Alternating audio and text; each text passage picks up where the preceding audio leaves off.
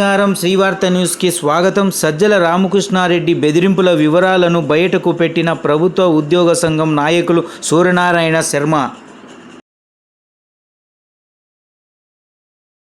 తెల్లవార్లు 2 రోజుల పాటు మా ఇల్లు సీలేసి పోలీస్ అధికారులు అందరూ మా ఇంటి దగ్గరే పడుకుని ఈ రకంగా చుట్టుపక్కల వాళ్ళందరిలో కూడా పలకరించడానికి భయపడేటువంటి ఒక భయానక వాతావరణాన్ని క్రియేట్ చేశారు. అసలు ఇదిగాక నా ఫోన్లని నేను గవర్నర్ని కలిసిన తర్వాత నా 2 మొబైల్ నెంబర్స్, ఆనాడు నేను ఉపయోగించే 2 మొబైల్ నెంబర్స్ని ఇంటెలిజెన్స్ డీజీ గారు ట్యాపింగ్ చేశాడు. నేను చేస్తున్న ఆరోపణ ఆధార సహితంగా చేస్తా ఉన్నా. నా ఫోన్ని ట్యాపింగ్ చేసి పిఎస్ఆర్ ఆంజనేయులు నన్ను బెదిరించాడు. నేను ఆనాడు గవర్నర్ని కలిసిన తర్వాత ప్రభుత్వం నా మీద దాడి చేస్తూ ఉంటే ప్రధాన ప్రతిపక్ష నాయకుడైనటువంటి గౌరవనీయులు నారా చంద్రబాబు నాయుడు గారిని, ఆనాడు ఈ రాష్ట్రంలో ప్రతిపక్ష పార్టీగా ఉన్నటువంటి పవన్ కళ్యాణ్, జనసేన అధినేత పవన్ కళ్యాణ్ గారిని కలిసి ఈ రకంగా ఉద్యోగస్తులు వేధిస్తున్నారనే విషయాన్ని చెప్పడానికి వారి అపాయింట్మెంట్ కోసం ఫోన్ చేశానని, నా ఫోన్ ట్యాపింగ్ చేయబట్టే కదా వారికి తెలిసింది. వెంటనే నా దగ్గరికి వచ్చి నన్ను పిలిపించి ఆ యేసుబాబు అనే అధికారి దగ్గర కూర్చోబట్టి, నువ్వు పవన్ కళ్యాణ్ని చంద్రబాబు నాయుడిని కలవడం మానుకోకపోతే నీవు చాలా ఇబ్బందులు పడతావని చెప్పాడు. ఇది ఆ ఇంటెలిజెన్స్ డీజీ ఆఫీసులో నేను డేట్లతో సహా చెప్తా.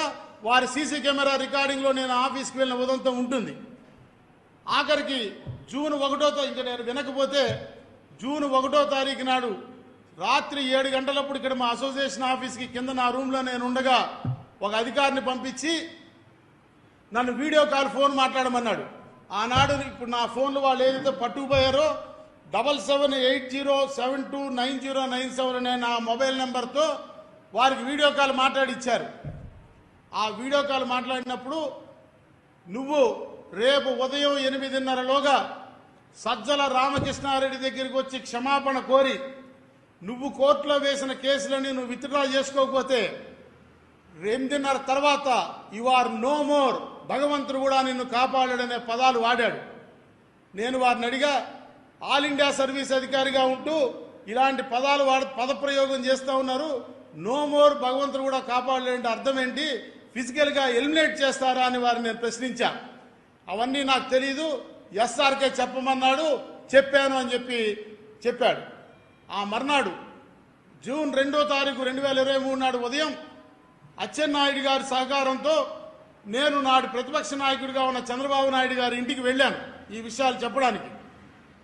వారు దీన్ని అర్థం చేసుకుని ఇది చాలా దుర్మార్గమైనటువంటి వ్యవస్థ, దుర్మార్గుడు రాజుగా ఉన్నాడు, మనం ఈ రాజ్య వ్యవస్థని కాపాడుకోవాలి, మనం కాపాడుకుంటూనే ఈ వ్యవస్థను కాపాడుకోవాలని ఆయన నాకు ధైర్యం చెప్పారు. నాడు చంద్రబాబు నాయుడు గారి ఇంటికి వెళ్ళారన్నది అక్కడ ఉన్నటువంటి సీసీ కెమెరా ఫుటేజ్ని డైరెక్ట్గా ఇంటెలిజెన్స్ డీజీ ఆఫీసులో పిఎస్ఆర్ ఆంజనేయులు చూస్తాడు కాబట్టి అక్కడ నేను కనిపించానని 200 మంది పోలీసుల్ని అర్ధగంటలో మా అసోసియేషన్ ఆఫీస్ చుట్టూ, మా ఇంటి చుట్టూ మోహరించారు.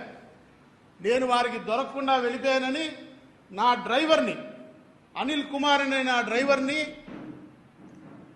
పట్టుకు వెళ్ళి విజయవాడలో 4 పోలీస్ స్టేషన్స్, మొట్టమొదట లెనిన్ సెంటర్లో ఉన్న పోలీస్ స్టేషను, తర్వాత పశువుల ఆసుపత్రి దగ్గర ఉన్న పోలీస్ స్టేషను, ఆటోనగర్లో ఉన్న పోలీస్ స్టేషన్కి తిప్పి అతన్ని నానా హింస పెట్టి కొట్టి, బట్టలు ఇప్పదీసి కొట్టి, అతన్ని కొడుతూ నన్ను ఎక్కడ దింపావు మీ సార్ నేను అడిగితే నాకు తెలియదంటే అతనికి నా కారు చంద్రబాబు నాయుడు గారి ఇంటికి వెళ్ళినటువంటి ఫుటేజ్ని చూపించి, ఇదిగో చంద్రబాబు నాయుడు గారి ఇంటి దగ్గర దింపావు, అక్కడి నుంచి ఎక్కడికి తీసుకెళ్ళావని చెప్పి అతన్ని కొడితే, ఆ కొడుతున్నటువంటి సమయంలో ఏసీపీ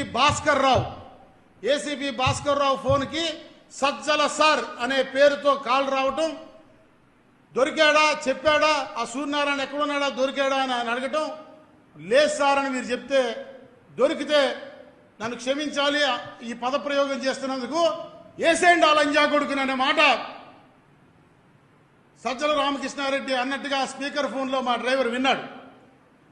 అంటే ఉద్యోగుల జీతాలు పెన్షన్లు ఇవ్వండి, మా సొమ్ము మాకు చెప్పకుండా దొంగతనం చేసేయకండి అని అడిగితే చంపేమనేటువంటి పరిస్థితి ఆనాడు ఈ రాష్ట్రంలో ఉంది. అక్కడి నుంచి మరలా నేను అజ్ఞాతంలోకి వెళ్ళటం, కింది కోర్టులో నాకు యాంటిసిపేటరీ బెయిల్ రాకపోతే, హైకోర్టులో రాకపోతే, సాక్షాత్తు హైకోర్టు జడ్జి గారే ఓపెన్ కోర్టు హాల్లో మై హ్యాండ్స్ ఆర్ టైడ్, నా చేతులు కట్టివేయబడి ఉన్నాయని వ్యాఖ్యానించారంటే ఆనాటి ఈ రాష్ట్రంలో పరిస్థితి ఏంటో అర్థం చేసుకోవాలి. ఇది నేను ఎవరి మీద అభియోగం చేయటంలా, ఇట్ ఈస్ ఆన్ రికార్డ్. ఆనాడు కోర్టు హాల్లో ఉన్న అందరూ కూడా విన్నారు ఈ విషయం. తదనంతరం నేను సుప్రీంకోర్టులో యాంటిసిపేటరీ బెయిల్కి వెళ్తే నాకు ఇంటీరియం యాంటిసిపేటరీ బెయిల్ మంజూరు చేస్తూ సుప్రీంకోర్టు డివిజన్ బెంచ్ సెప్టెంబర్ 15వ తారీఖు నాడు we know what is happening in Andhra Pradesh అనేటువంటి వ్యాఖ్యానం చేసిన విషయం దేశం మొత్తం చూసింది. ఆంధ్రప్రదేశ్ రాష్ట్రంలో జరుగుతున్నది ఏంటో మాకు తెలుసు అని నా ముందస్తు యాంటిసిపేటరీ బెయిల్ని వ్యతిరేకించినటువంటి ప్రభుత్వ ప్లేడర్ సమక్షంలో ఆనాడు సుప్రీంకోర్టు వ్యాఖ్యానించింది. ఇంకా దారుణమైన విషయం ఏంటంటే, నా సుప్రీంకోర్టులో యాంటిసిపేటరీ బెయిల్ రాకుండా ఉండడానికి ప్రభుత్వం 25 లక్షల రూపాయలు అధికారికంగా ఖర్చు పెట్టింది. రంజిత్ కుమార్ అనేటువంటి ఒక సీనియర్ అడ్వకేట్ని ఎంగేజ్ చేసి ఆయనకి అపీరెన్స్కి 7.5 లక్షల రూపాయలు మంజూరు చేస్తూ జీవో ఇచ్చింది. ఆయన 4 సార్లు అపీర్ అయ్యి ఆ సొమ్మును తీసుకున్నారు. దానిలో 10% ఏఓఆర్కి చెల్లించాల్సి ఉంటుంది విధాన నిర్ణయం ప్రకారం. ఆ మేరకు నా యాంటిసిపేటరీ బెయిల్ వ్యతిరేకించడానికి దాదాపు 30 లక్షల రూపాయలు నాటి ప్రభుత్వం ప్రజాధనాన్ని దుర్వినియోగం చేసిందనే విషయాన్ని మనవి చేస్తూ ఉన్నాం. మరి అంత దుర్వినియోగం చేసి నా బెయిల్ అడ్డుకున్నటువంటి ప్రభుత్వం నేటి వరకు ఆ పోలీస్ అధికారులు ఎందుకు నా మీద ఛార్జ్షీట్ పెట్టలేకపోయినారు?